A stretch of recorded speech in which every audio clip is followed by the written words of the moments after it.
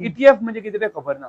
ETF म्हटलं sir. ETF म्हणजे index traded fund. Okay. Equity traded fund म्हणजे कसं असा, एक इंडेक्स असा निफ्टीचो. ओके. त्याचे ते फंड काढ निफ्टी 15 50 कंपनी असा न्ही.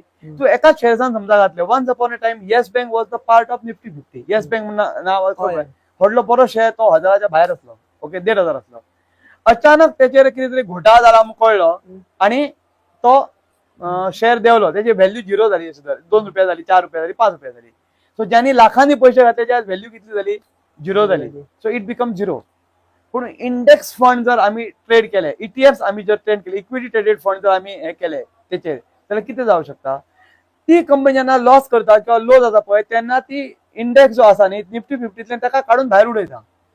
तुका काय करपाची गरज ना. आणि एव्हरेज रिटर्न्स यू गेट. स्टॉकान सिंगल घातले जाल्यार तुझे रिटर्न्स चड जाऊ शकता, पण there is possibility also that it can become 0. Okay. पण तू ईटीएफान जर पैसे घातले तर डेफिनेटली ते 0 जावचे ना. आणि आम्ही आमची देशाची इकॉनॉमी वाडटली. फाल्यां निफ्टी बँक निफ्टी फुडें वयतले. इंडेक्स देशाची अशें बिलीव करता म्हणजे आमचे पैसे केन्ना तरी वाडटले.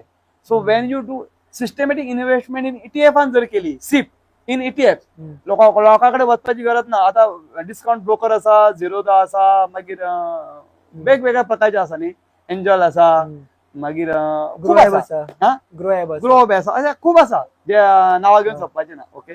त्या खंयच्या ऍपांतल्यान तुवें जर अकाउंट ओपन केलो ब्रोकरेज आनी तुवें फक्त आनी तुका ते ट्रेडिंग कळना, तू लॉस करता, तुका इक्विटी कळना काय, तू ईटीएफ फंडांतल्यान डेली मंथली जशी सिपान घालता 1000 रुपया ईटीएफान एका सिल्वर ईटीएफान घाल, निफ्टी बिजान घाल. There are different ETFs. ते डिटेल्स मागीर आमी केन्ना जाय डिस्कस करूया किंवा कोणाक पर्सनल एडवायस जाय ते आमचे कॉन्टॅक्ट करू शकता. सो तेतून जर घातले तर रिस्क कमी असता आणि चड करून वाडपाची शक्यता म्युच्युअल फंडान बिकॉज म्युच्युअल फंडान डिफरंट फंड असता, कंपनी असता. पण सिंगल स्टॉकान घालच्या परस ईटीएफान घालप किंवा म्युच्युअल फंडान घालप हे चड बरें असता.